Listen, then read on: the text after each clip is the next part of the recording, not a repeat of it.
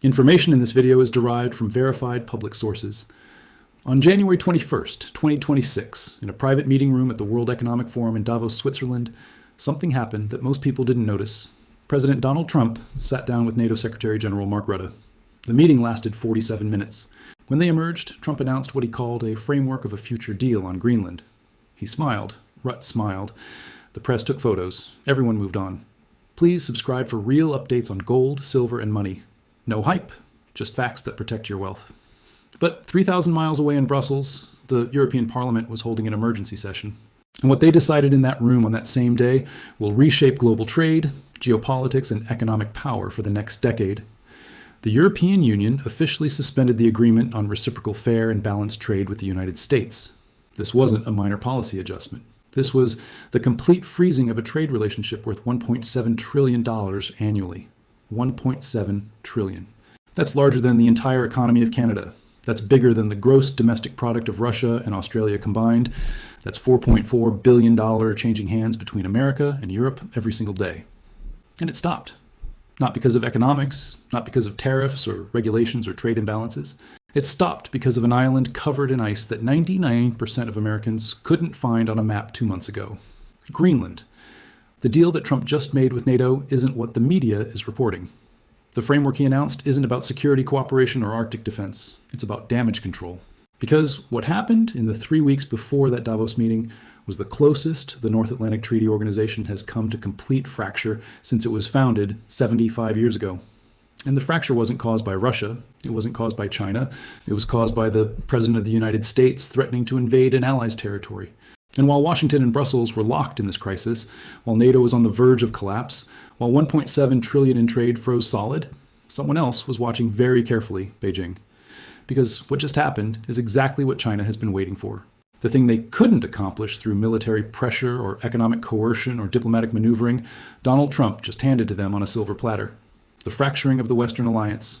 I'm going to show you exactly what happened. I'm going to walk you through the secret negotiations, the threats that were made behind closed doors, the trade deal that collapsed, and why this isn't just about Greenland or NATO or trade. This is about the end of the post-World War II order, and it happened faster than anyone thought possible. Let's start with the question nobody in the media is asking. Why Greenland? Why now? And why is Donald Trump willing to blow up 75 years of alliance over an island with 57,000 people and more polar bears than cars? The answer isn't what you think. This isn't about real estate. This isn't about ego. This is about rare earth minerals, military positioning, and a geographic choke point that controls access to the Arctic Ocean. And the person who understands this better than anyone is sitting in Beijing. Greenland is the world's largest island, 2.16 million kilometers, 80% covered by an ice sheet. It belongs to Denmark. It has since 1721 when Denmark colonized it. The population is tiny, 57,000 people. Most of them are indigenous Inuit. The capital Nuuk has a population of 19,000. There are towns in rural America with more people, but beneath that ice, geologists have identified deposits of rare earth elements worth an estimated 1.5 trillion. Rare earths, the minerals that are essential for everything from smartphones to fighter jets to wind turbines to guided missiles. And right now, China controls 70% of global rare earth production. 70%. The United States is almost entirely dependent on China for the materials that build American military hardware. Greenland has the second largest rare earth deposit on the planet. Kavanagh in southern Greenland contains an estimated 2.9 million tons of rare earth oxides. If developed, it could supply 15% of global demand. That's enough to break China's monopoly. That's enough to make the United States independent of Beijing for critical defense materials. But there's more. Greenland sits at the geographic intersection of 3 critical military zones. To the west, North America. To the east, Europe. To the north, the Arctic Ocean. And the Arctic is melting. Climate change, regardless of your politics, is a fact. The ice is receding. And as the ice recedes, new shipping routes are opening. Routes that cut transit time between Asia and Europe by 40%. Routes that Russia is already exploiting. Routes that China wants access to desperately. The Northern Sea Route along Russia is Arctic coast, cuts the distance from Shanghai to Rotterdam by 3,000 nautical miles, compared to going through the Suez Canal, 3,000 mm. At current shipping costs, that saves approximately $1 million per voyage for a large container ship. Multiply that across global trade volumes, and you're looking at tens of billions in annual savings. China knows this, Russia knows this, and now so does everyone else. The United States has one major military installation in Greenland, Pufik Space Base, formerly known as Thule Air Base. It's located 750 miles north of the Arctic Circle. It's home to the 21st Space Wing, which operates early warning radar systems that detect incoming ballistic missiles. If Russia or China launches a nuclear strike at the United States, PUF detects it first. The base is essential to American missile defense. It's non-negotiable for United States national security. But here's the problem. PUFK is on Danish soil. Greenland is a self-governing territory of Denmark. The United States operates the base under a treaty signed in 1951. Denmark can revoke that treaty. Well, they haven't. They won't. But the fact that they could makes Washington nervous. Very nervous. And then there's China. In 2018, China declared itself a near-Arctic state. This is geographically absurd. China is 4,800 miles from the Arctic Circle. But Beijing doesn't care about geography. They care about access. They've been trying to invest in Greenland for over a decade. In 2016, a Chinese company offered to buy an old naval base in Greenland. Denmark blocked it. In 2018, Chinese state-owned enterprises offered to finance 3 new airports in Greenland. The United States pressured Denmark to reject the funding. Denmark agreed and paid for the airports themselves. China wants Greenland, not to own it. They're not stupid enough to try territorial acquisition, but they want mining rights. They want port access. They want a foothold in the Arctic. And every time they try, the United States blocks them. But blocking Chinese investment only works if Greenland stays aligned with Denmark and NATO. If that relationship fractures, if Greenland decides it wants independence, if they start looking for alternative partners, China is standing by with checkbook open. This is the context. This is why Trump wants Greenland. Not because he's irrational, because the strategic value is undeniable. The rare earths, the military position, the Arctic access, it's worth trillions in economic and security value. But wanting something and getting it are two very different things. And what Trump did to try to get it almost destroyed NATO. On January 7th, 2026, Donald Trump held a press conference at Mar-a-Lago. The topic was supposed to be domestic policy. Halfway through, a reporter asked about Greenland. Trump's answer shocked everyone in the room. He said, and I'm quoting directly from the transcript, "We need Greenland for economic security, for military security. I'm not going to rule out using military force or economic force. We have many tools, many very powerful tools. And if certain countries continue to obstruct what's clearly in everyone's interest, they'll find out what those tools are. Military force against an ally, against a NATO member." The words hung in the air. The room went silent. Then the questions started. Clarifications, walkbacks, aides scrambling.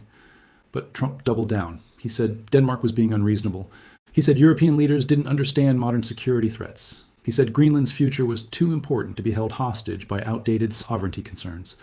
The reaction in Europe was immediate and volcanic. Within 6 hours, the Danish Prime Minister Mette Frederiksen held her own press conference. She said, and I quote, "Greenland belongs to the people of Greenland. It is not for sale. It will never be for sale. Any attempt by any nation to use force against Danish territory would mean the immediate end of NATO as we know it." Read that again. The immediate end of NATO, the defensive alliance that has kept Europe and North America unified for 75 years. The cornerstone of Western security over in one sentence. But Trump wasn't done. On January 17th, 2026, he escalated. He announced that if 8 specific European nations didn't publicly support negotiations on Greenland's future status, the United States would impose tariffs. 10% on all goods from Denmark, Norway, Sweden, Finland, Germany, France, the Netherlands, and the United Kingdom. 8 countries, 8 NATO allies. 10% tariffs, and not just symbolic tariffs. Real economic punishment targeting sectors where these countries had the most to lose. The announcement included a timeline. If the 8 countries didn't agree to negotiations within 30 days, the tariffs would increase to 25% by June 1st. If they still refused, Trump threatened complete trade suspension. He called it leverage. European leaders called it extortion. Let me give you the numbers so you understand what this meant. Annual United States imports from these 8 countries combined total approximately $450 billion. A 10% tariff would cost American consumers and businesses $45 billion annually in higher prices, but it would devastate European exporters.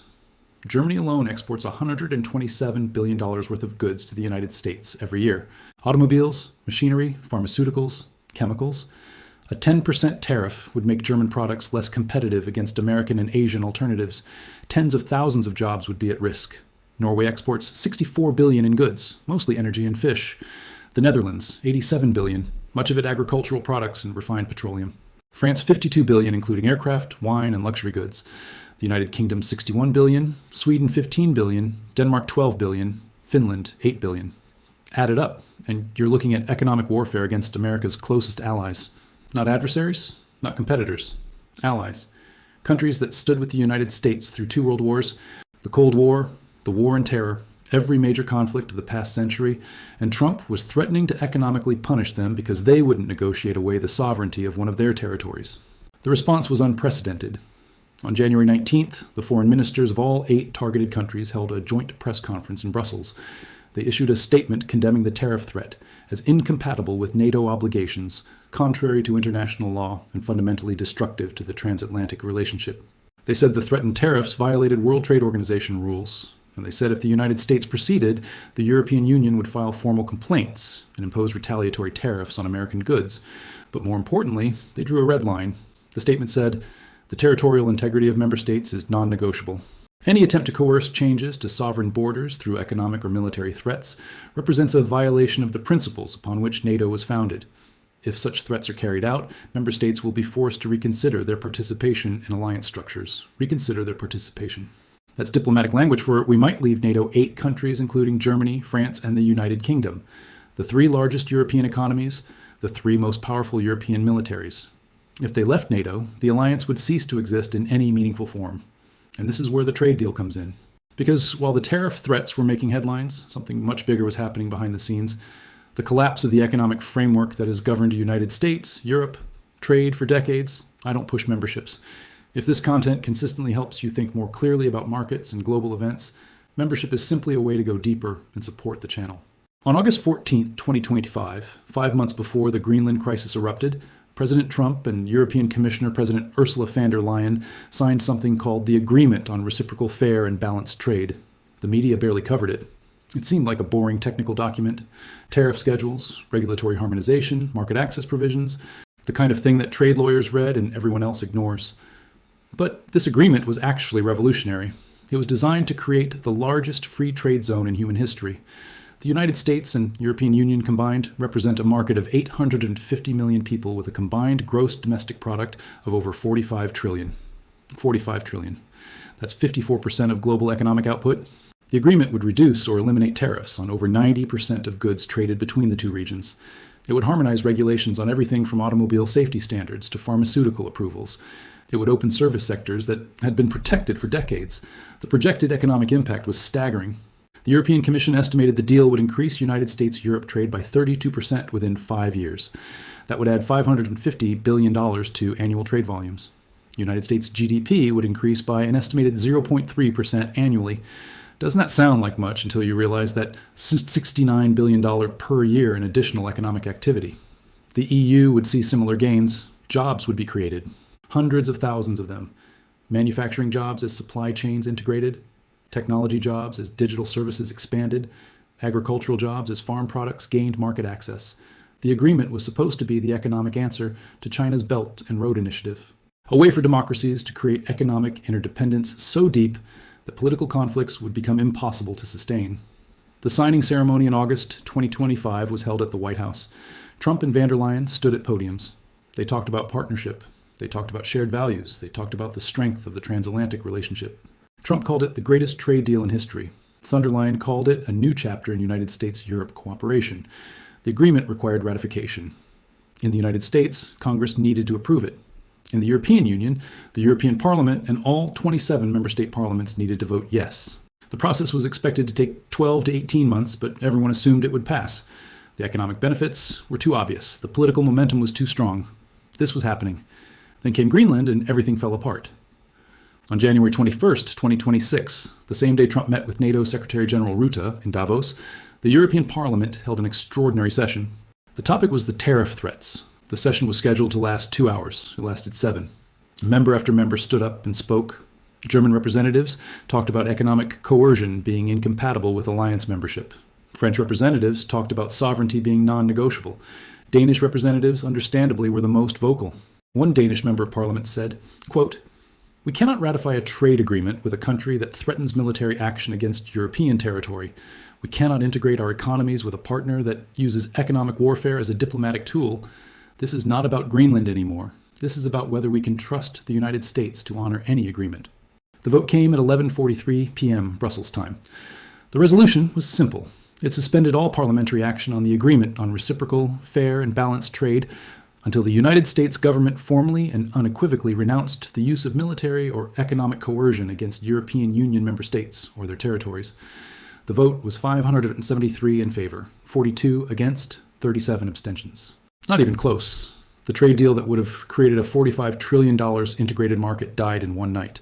7 months of negotiations, 2 years of preliminary discussions. Before that, thousands of pages of regulatory text, all of it suspended indefinitely. But the European Parliament went further. They passed a second resolution. This one declared that if the United States imposed the threatened tariffs, the European Union would immediately implement retaliatory tariffs on $150 billion worth of American goods. The targets were chosen for maximum political impact. Bourbon whiskey from Kentucky, Mitch McConnell's home state, corn from Iowa, wheat from Kansas, oranges from Florida, timber from Oregon. The EU would hit products from swing states and states represented by key senators, make it hurt politically, make it impossible for Congress to ignore. And they didn't stop there. The resolution authorized the European Commission to begin formal consultations with China on a potential comprehensive trade agreement. Read that sentence again. The European Union threatened to pivot toward Beijing if Washington followed through on the tariff threats. This is what collapsed, not just a trade agreement, the entire structure of economic cooperation that has defined the transatlantic relationship since World War II. $1.7 trillion in annual trade suddenly frozen in political ice. Let me give you the breakdown so you understand the scale. United States-European Union trade and goods totals approximately $750 billion annually. Trade and services adds another $950 billion, combined $1.7 trillion. That's $4.6 billion every single day, $4.6 billion. And on January 21st, it stopped growing. The expansion that the trade agreement would have created, the $550 billion in additional trade over 5 years gone. The integrated supply chains canneled, the harmonized regulations dead. But the real number, the number that should terrify anyone paying attention, is $4.7 trillion. That's the total stock of foreign direct investment between the United States and European Union. American companies have invested $2.5 trillion in European businesses, real estate, and infrastructure. European companies have invested $2.2 trillion in America. These investments represent ownership stakes, factories, distribution networks, intellectual property, everything that makes modern global business function. And all of it is now at risk because if the political relationship fractures completely, if NATO dissolves, if the trade war escalates, those investments become liabilities. Companies start pulling back. They restructure supply chains. They relocate headquarters. They divest assets. The $4.7 trillion doesn't vanish overnight, but it starts to erode. And once that erosion starts, it accelerates. This is what Trump's Greenland obsession cost, not the island itself. He didn't get Greenland. What he got was the collapse of the economic architecture that has made the Western alliance the most powerful bloc in human history. So what was the secret deal that Trump announced in Davos? What did he and Margarita actually agree to? And why did Trump back down from the tariff threats? The answer is complicated because the deal isn't actually a deal. It's a framework for future negotiations. That's diplomatic language for we agreed to keep talking and not blow everything up immediately. But even that required Trump to make concessions he never makes. Real substantive concessions that show just how close NATO came to complete collapse. Here's what the framework includes based on the joint statement released after the Davos meeting and subsequent reporting from NATO officials who spoke anonymously to the press. First, the United States formally renounced the use of military force regarding Greenland. This was explicit. The statement says, and I quote, "The United States reaffirms its commitment to the territorial integrity of all NATO member states and territories. Military force will not be considered as a tool for resolving questions of sovereignty or territorial status within the alliance." That's a climb down, a complete reversal from Trump's January 7th statement, where he refused to rule out military force. He had to eat those words publicly. NATO demanded it. Denmark demanded it. And Trump, facing the real possibility that 8 countries would actually leave NATO, agreed. Second, the tariff threats were withdrawn.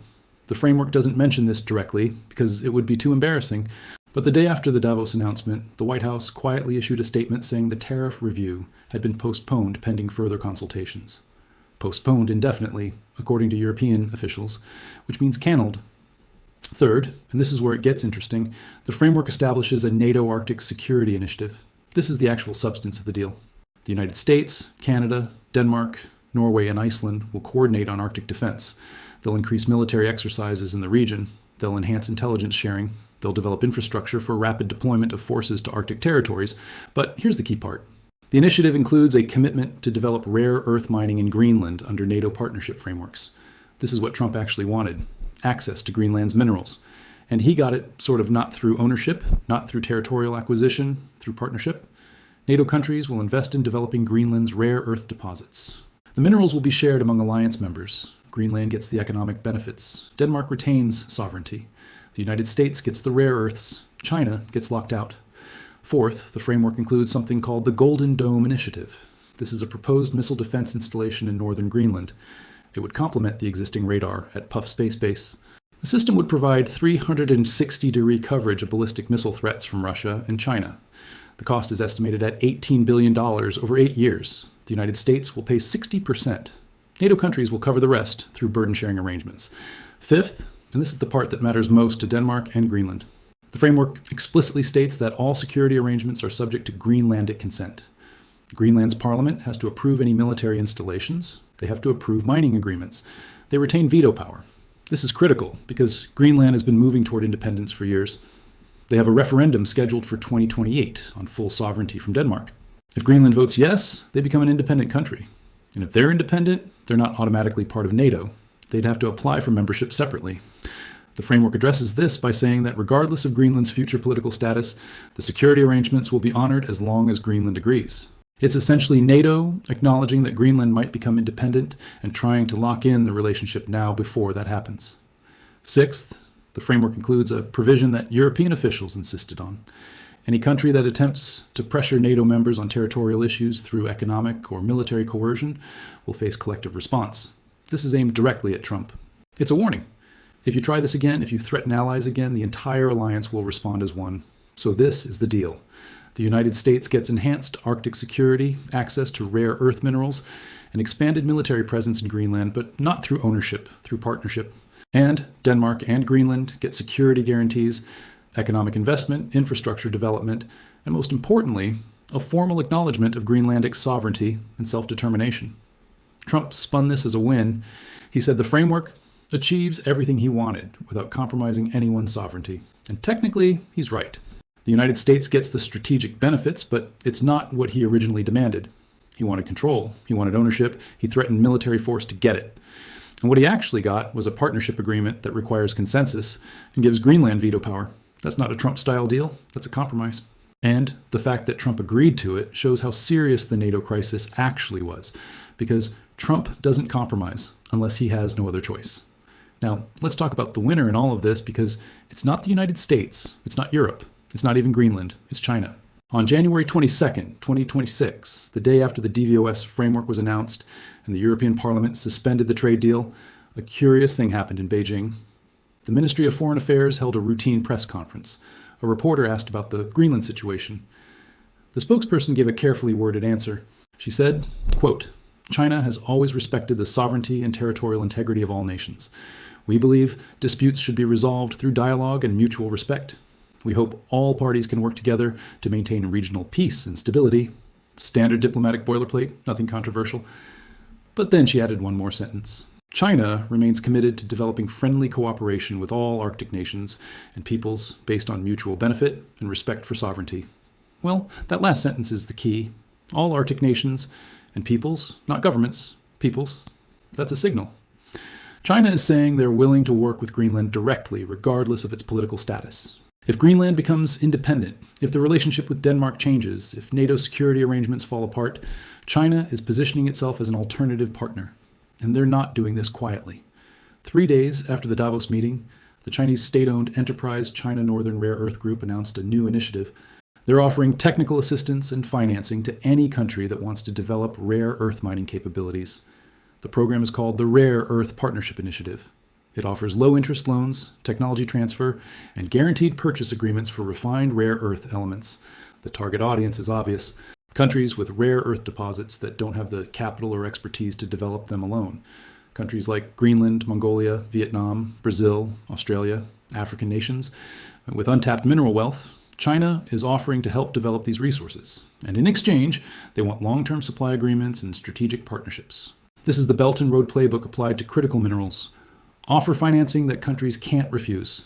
Help them build infrastructure, create dependencies, then leverage those dependencies for political concessions. But China's gains go far beyond rare earths. What happened in January 2026 gave Beijing something much more valuable, proof that the Western alliance is fragile. Think about this from China's perspective. For 75 years, the biggest obstacle to Chinese global ambition has been NATO. not the military alliance itself, the unity, the fact that the United States, Canada, and Europe act as one bloc on major international issues. When China pressures Taiwan, NATO countries coordinate their response.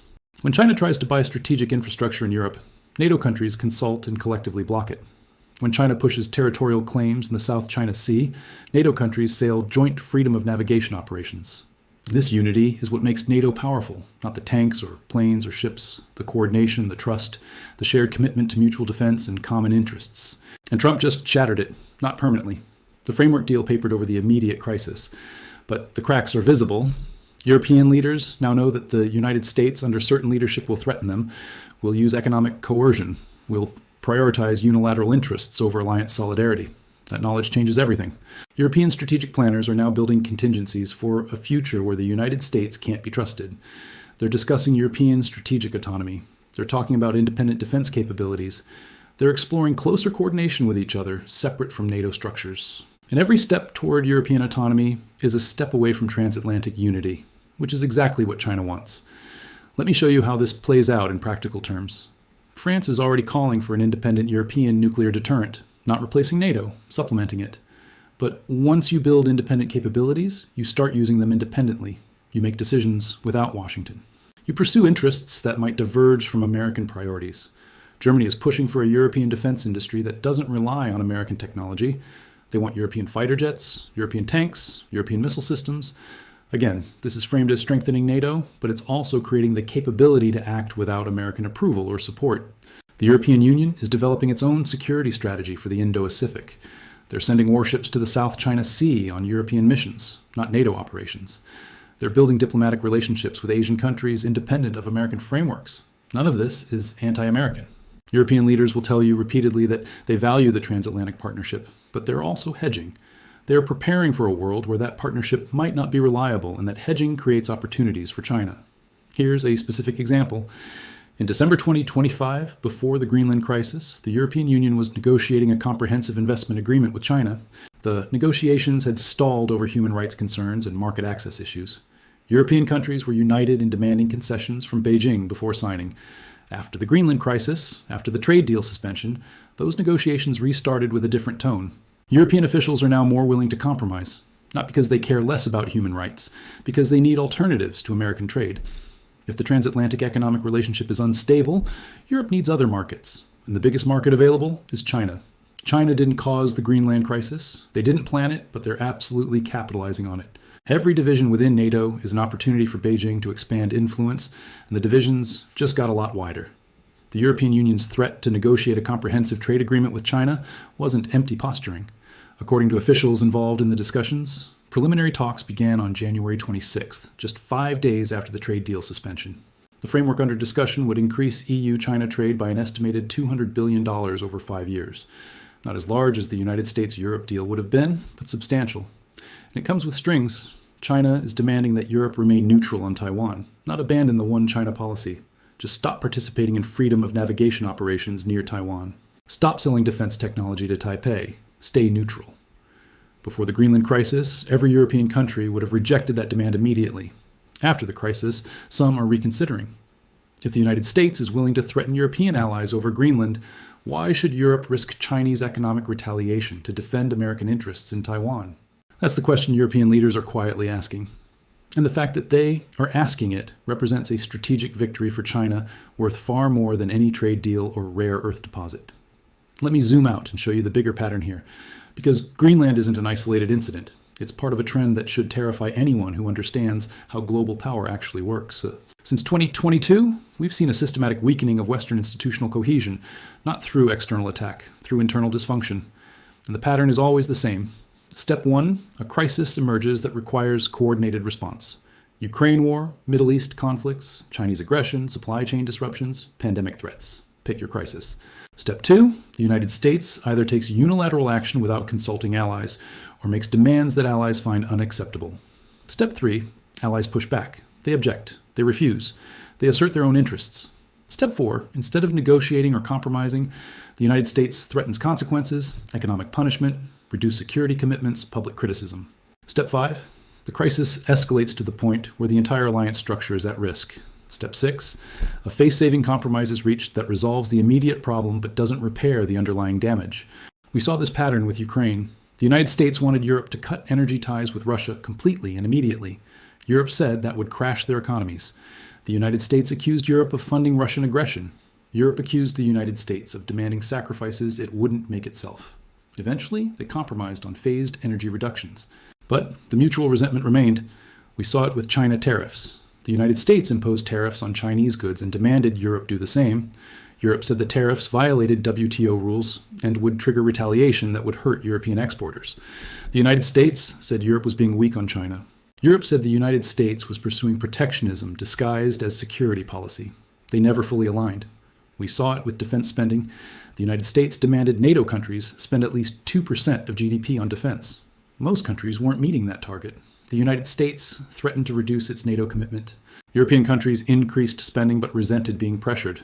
The target was met, but the relationship was strained. And now we're seeing it with Greenland. The pattern plays out the same way every time. United States demands, allies resist, United States threatens, crisis escalates, compromise reached, damage done. The problem is that each cycle weakens the alliance a little more. Trust erodes, coordination becomes harder. Countries start hedging. They build alternative relationships. They prepare for a future where the alliance might not exist.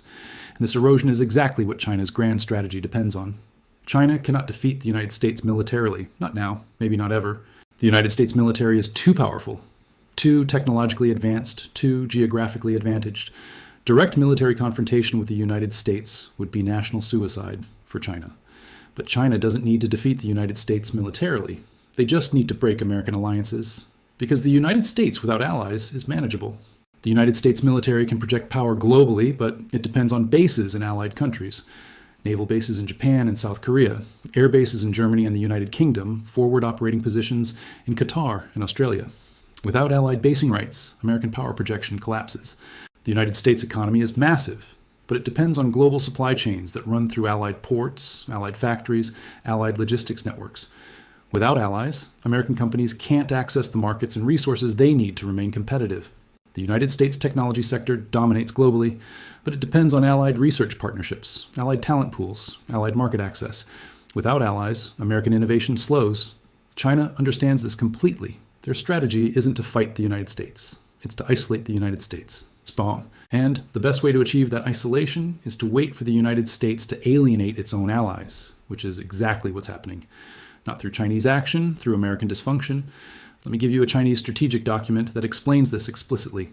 In 2021, a research institute affiliated with China's Central Party School published a report called Long-Term Competition with the United States, Strategic Patience and Systemic Advantage. The report is not secret. It's publicly available in Chinese with unofficial English translations circulating in academic and policy circles. The report argues that China should avoid direct confrontation with the United States. Instead, China should focus on 3 objectives. First, maintain economic growth to build comprehensive national power. Second, expand global partnerships to create alternative poles of power. Third, wait for internal contradictions in the American alliance system to deepen. The report specifically identifies NATO as the critical vulnerability.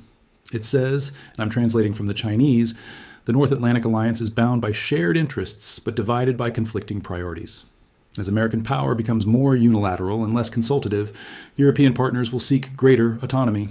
This autonomy will create space for Chinese engagement with individual European states, undermining coordinated containment efforts. That was written in 2021, 3 years before the Greenland crisis. And it describes exactly what's happening now. So what does all of this mean for your life, for your job, your savings, your future? Because this isn't just geopolitics. This affects you directly. First, trade disruption means higher prices. The suspension of the United States-Europe trade deal means tariffs stay in place that would have been reduced or eliminated. Those tariffs get passed on to consumers. European wine, cheese, automobiles, machinery all cost more because of tariff burdens. American exports to Europe face the same problem. The cost of doing business across the Atlantic just went up and you pay for it. Second, investment uncertainty means slower growth. The $4.7 trillion in mutual United States-Europe investments represents real economic activity. Factories, offices, distribution centers, research facilities. When political relationships become unstable, companies delay new investments. They postpone expansion plans. They wait to see if the situation stabilizes. That delay means fewer jobs created, slower wage growth, reduced economic opportunity. Third, alliance instability means higher defense costs. If NATO weakens, if European countries decide they need independent defense capabilities, if the United States has to maintain larger military forces to compensate for reduced Allied contributions, defense spending goes up. That's taxpayer money. Your money going to military budgets instead of infrastructure, education, healthcare, or tax cuts. Fourth, Chinese economic expansion means strategic dependency. If Europe pivots toward China for trade, if supply chains shift toward Beijing, if critical industries become reliant on Chinese markets, the United States loses leverage. And when America loses leverage, China gains it. That affects everything from technology standards to human rights enforcement to climate policy. If China can threaten economic consequences for countries that oppose its interests, those countries back down. The world becomes more authoritarian, less free, less aligned with American values. Fifth, rare earth access uncertainty means technology vulnerability. If the Greenland rare earth deal doesn't work out, if China maintains its monopoly on critical minerals, American companies remain dependent on Chinese supply for advanced manufacturing. That dependency gives China veto power over American technology development. It means China can cut off supply during conflicts. It means American defense contractors depend on Chinese materials to build American weapons. That's a national security nightmare. Here's what you should actually do with this information. Not panic, not assume the worst, but prepare for a more volatile global environment. Diversify your investments. If you're heavily exposed to European stocks or United States companies that depend on European markets, consider rebalancing, not abandoning those positions, just reducing concentration risk. Monitor your job sector. If you work in industries heavily dependent on transatlantic trade, automotive, aerospace, pharmaceuticals, agriculture, pay attention to trade policy developments. Understand how tariff changes could affect your employer. Have contingency plans, build savings. Economic volatility means unexpected disruptions, job losses, market crashes, supply chain breakdowns. Having 6 to 12 months of expenses and liquid savings gives you a buffer when things get unstable. Stay informed, but skeptical. The media will tell you this is all fine, or it's all disaster. Neither is true. The situation is serious, but manageable. Alliances are under stress, but not broken. Economic relationships are strained, but not severed. Don't panic, but don't ignore it either. Engage politically. This is fundamentally a political problem. The decisions leaders make about alliances, trade, and foreign policy affect your economic future. If you care about American prosperity and security, you should care about these relationships. Vote for leaders who understand the value of alliances. Support policies that strengthen rather than fracture international cooperation. Here's where we are. January 26, 2026. The immediate Greenland crisis has been diffused. The NATO framework deal papering over the worst tensions. The tariff threats withdrawn. The trade deal suspended, but not dead. Everything on pause.